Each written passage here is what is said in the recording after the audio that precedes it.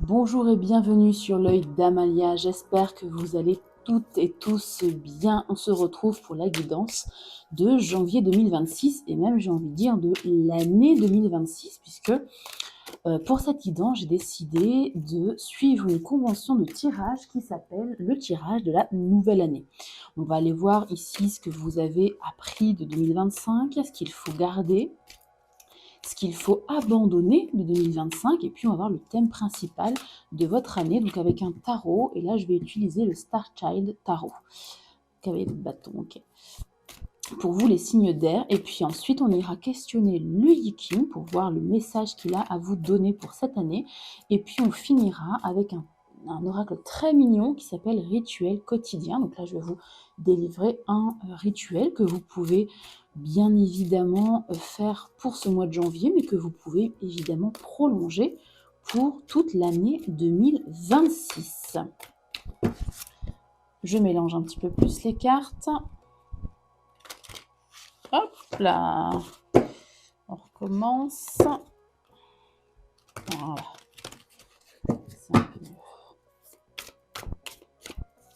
C'est parti. Je reviendrai pour un autre, d'autres vidéos pour les guidances sentimentales. Hein. Et puis, courant du mois de janvier, si j'arrive à prendre le temps, je reviendrai avec des guidances signe par signe. Hein. Pas par groupe de signes. Allez, on est parti pour vous les signes d'air, Gémeaux, Balance et Verseau. J'étale mes cartes correctement. Voilà, la première carte, c'est la leçon à retenir de l'an passé. Vous avez la sérénité. Ok. Ce qu'il faut abandonner de l'an passé. Vous avez le 4 de coupe. Ok. Je les monte un tout petit peu pour que vous puissiez bien les voir. Vous verrez, les cartes sont magnifiques. Ce qu'il faut conserver de 2025. Ah, l'éveil.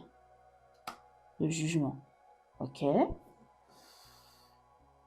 Ce qu'il faut conserver... Alors, attendez, est-ce que je place mal les cartes? Elle va ici. Ce qu'il faudra travailler en cette année 2026, le 6 d'épée. Ouais. Apprendre à lâcher. Ok. Et puis enfin, le thème principal de l'année à venir. Je vais prendre celle-ci qui veut se démarquer. Oh! L'oppression, c'est la carte du diable. Ok. On va regarder le dos de deck. Magicien.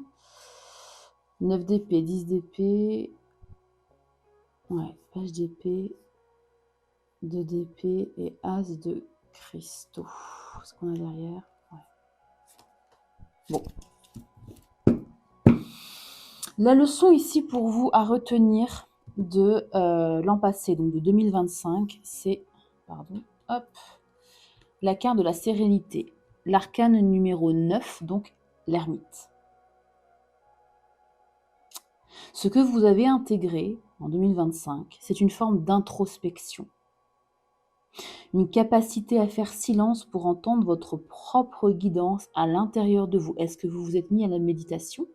Est-ce que vous vous êtes penché, on va dire, de façon un peu plus assidue à la spiritualité, par exemple, à l'introspection, de façon générale?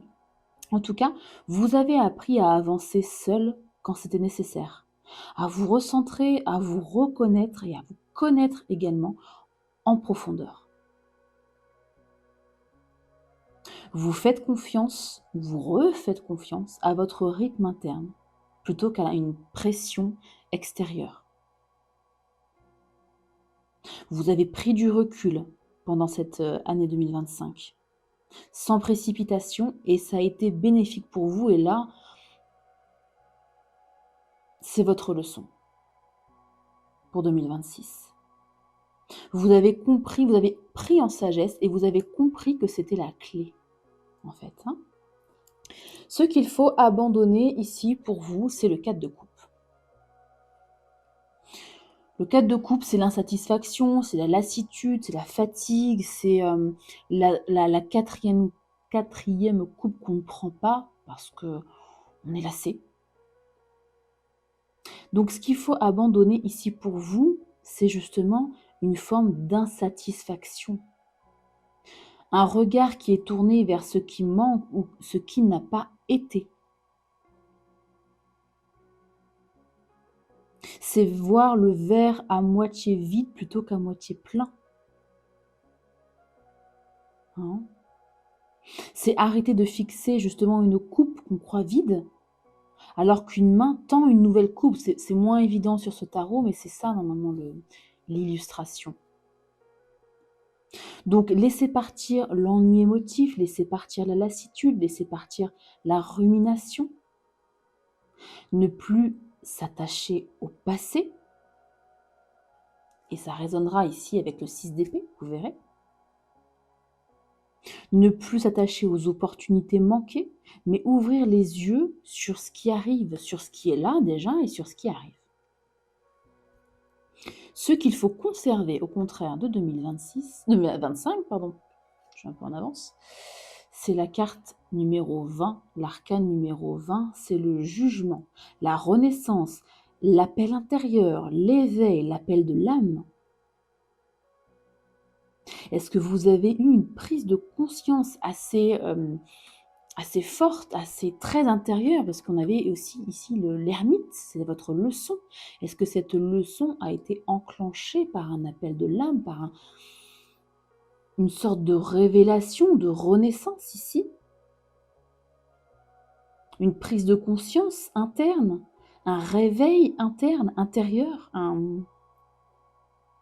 oui, une sorte de révélation aussi, pourquoi pas? Là, il faut conserver cette énergie du jugement. Et vous avez 3 arcades majeures. Hein. Continuez d'écouter votre voix intérieure, votre vérité, votre propre vérité, vos intuitions fortes, c'est votre direction ici. C'est un chemin qui mène à une version plus libre et plus juste de vous-même, plus alignée ici avec le jugement. Ce sur quoi il va falloir travailler cette année, on a le 6 d'épée. Le 6 d'épée, dans les illustrations plus classiques, on a quelqu'un qui est dans sa barque avec ses 6 épées et qui change de rive, qui part en fait, hein, qui va sur l'autre rive. Donc c'est un mouvement, un passage d'une rive à l'autre, un lâcher-prise, mais actif. Et c'est ce sur quoi vous devez travailler si les signes d'air pour 2026. Donc, apprendre à partir quand une situation n'a plus rien à vous apporter. Hein. Quitter les conflits, des résistances, pourquoi pas mentales, une lutte ou des luttes inutiles pour vous ou qui vous prennent trop la tête, clairement. Travailler cette idée de transition vers quelque chose de mieux, ou en tout cas vers quelque chose de plus serein, puisqu'on est dans le mental avec les épées. Même si ce mieux n'est pas encore complètement visible.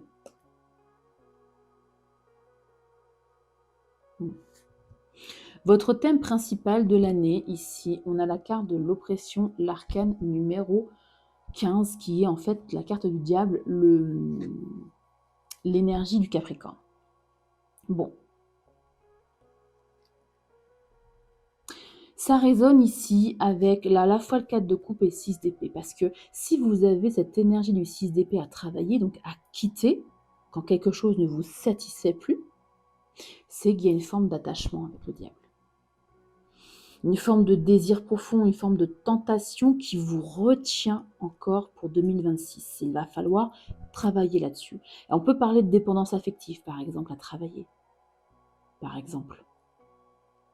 Dites-moi en commentaire si ça résonne avec ce que vous vivez, avec ce que vous avez à travailler.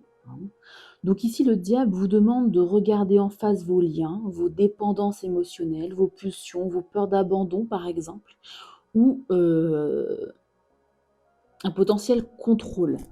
Hein, parce que quand on a la blessure d'abandon, on est dans une posture de contrôlant. Tout ça pourquoi? Tout ça pour reprendre votre propre souveraineté. Apprendre à bien faire la différence entre une passion qui est nourrissante et une attache toxique. Je vous donne un exemple. Vous avez quitté quelqu'un en 2025. Ça résonnerait justement avec cet ermite. Vous êtes un peu replié sur vous, vous avez travaillé sur vous, vous avez essayé de comprendre pourquoi ça ne fonctionnait pas, quels étaient vos schémas répétitifs. Et vous rencontrez une nouvelle personne en 2026, si ce n'est pas déjà fait, et la relation que vous entretenez est beaucoup plus fluide et beaucoup plus sereine. Il y a moins de passion, il y a moins d'élan, il y a moins de feu. Certes, mais c'est peut-être une relation qui est plus saine, qui est nourrissante pour vous. Ne tombez pas justement dans ce cadre de couple de lassitude en se disant mais il n'y a pas de passion, il n'y a pas de feu qui brûle tout. Ben non, parce que c'est potentiellement votre schéma répétitif et c'est potentiellement, je dis bien, c'est vraiment un exemple, c'est peut-être justement des attaches que vous nourrissiez, des attaches toxiques. C'est un exemple, mais transféré en fonction de ce que vous avez vécu, évidemment, et de ce que vous avez compris ici. Entre le jugement et l'ermite, vous avez compris quelque chose, c'est certain. Dans tous les cas, c'est une année où vous allez vous libérer de ce qui vous enchaînait, d'un schéma répétitif toxique, malsain, mettez le mot une certaine dépendance, pourquoi pas une dépendance ça peut être aussi à des substances, je sais pas moi, la cigarette, l'alcool, peu importe. En dos de deck, là les cartes vous disent simplement que vous avez ici toutes les ressources, tout le talent, tous les outils, la capacité ici justement d'y arriver, de manifester ce que vous souhaitez dans votre vie, d'initier, de créer ici du neuf. Le 9 d'épée et le 10 d'épée. Bon, vous sortez clairement ici d'une période très lourde, mentalement, d'angoisse, peut-être de surmenage, d'anxiété. Il y a eu une fin, en tout cas, il y a un cycle ici qui s'est terminé et qui vous a mis dans cette énergie de l'ermite. Je vous disais, il s'est passé quelque chose ici, un espèce d'appel intérieur comme un déclic qui vous a dit non plus jamais, et vous avez pris du temps pour vous. Vous avez en 2025, vous êtes un peu replié sur vous-même, vous n'êtes pas coupé du monde, mais je veux dire, vous avez pris du temps pour vous, pour comprendre, pour analyser, pour ne plus retomber dans des schémas ici, dans une forme d'angoisse, de mal-être ici qui vous a potentiellement plombé un peu le moral. Je prends que 3 cartes d'habitude, mais là, comme c'est un petit peu lourd, on va continuer au moins jusque l'as de denier. Bon, page d'épée. Page d'épée, on parle d'un mental actif. Observer, analyser, ce sont des conseils. Ouais, il y a une forme de dualité ici à dépasser, des décisions à prendre, à trancher. Peut-être qu'on parle du 6 d'épée. S'il y a une situation qui vous embête, je reste polie, mentalement, qui vous prend la tête, tranchez. Tranchez.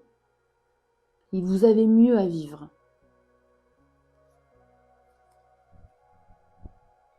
Et pourquoi je dis que vous avez mieux à vivre? Parce qu'on a l'as de denier en dessous. C'est une nouvelle base solide qui arrive, concrète, stable, une opportunité. Donc soit une relation saine, comme je vous le disais, si ce n'est pas encore déjà fait, soit un projet ancré. En tout cas, c'est un départ qui est neuf, stable, tangible et sain pour vous. Vous passez vraiment de la douleur mentale ici à une réelle construction. Et ça peut être déstabilisant si vous avez eu, par exemple, donc je reprends mon exemple des relations. Si vous avez eu l'habitude de relations passionnées, passionnelles, alors avec des hauts et des bas, là, on vous annonce une relation qui est stable. Donc ça peut être perturbant si vous n'avez jamais connu ça. Vous pouvez penser que l'autre personne ne vous aime pas, par exemple, parce qu'il ou elle n'est pas passionné, mais c'est pas ça le problème. C'est que vous avez été habitué à une certaine forme de relation passionnelle, si je peux dire, mais qui n'est pas forcément, comment dire? On va dire qu'elle ne repose pas sur des bases saines. Voilà, je vais parler de toxique ou malsaine ou quoi, mais au moins qui ne repose pas sur des bases saines. Hein. Donc quelque chose ici de neuf peut naître si vous restez aligné et lucide. Alors, petit mantra pour vous pour 2026. Je dirais, je laisse derrière moi ce qui me retient et j'ouvre la porte à du nouveau, à du solide, beaucoup plus aligné. Hein, avec mon âme. Voilà, pour votre mantra 2026. C'est très joli. Hein. Vous me direz en commentaire si ça résonne. Et puis si mon exemple vous parle aussi, si ça résonne pour vous dans un autre domaine de votre vie ou un peu différemment. N'hésitez pas. Hein. On poursuit avec le message du Yiking pour vous.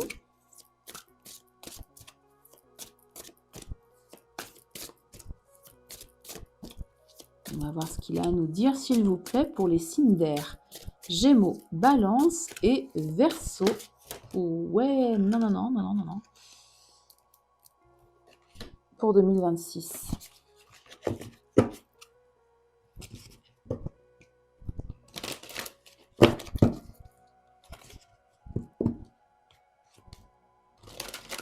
Hop.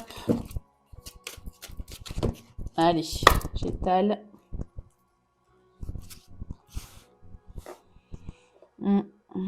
Pour les signes d'air. Ouais, celle-ci. Vous avez l'hexagramme numéro 25. Hop là, je change mes cartes. Mes petites notes, 25.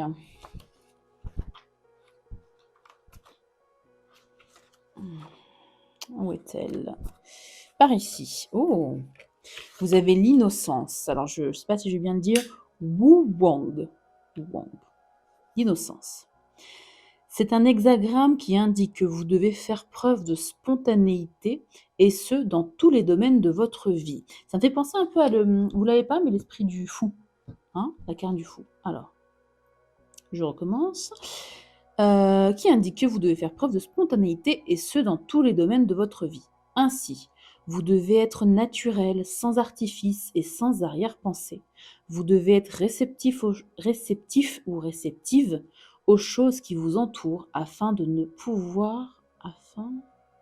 Attendez, je pense que c'est très mal écrit. Vous devez être réceptive aux choses qui vous entourent afin de pouvoir vous adapter ou accueillir l'inattendu. C'est l'amour inconditionnel, l'investissement personnel dans une activité ou un loisir. En résumé, c'est donner sans rien attendre en retour. Ok. Et on finalise avec l'oracle des rituels quotidiens. On va voir quel petit rituel les cartes vous conseillent. Allez.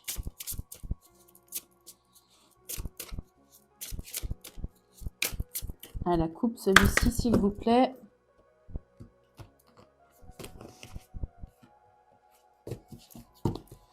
Pour le signe d'air, s'il vous plaît, pour 2026. Ah, vous avez la même carte que les signes de terre de mémoire.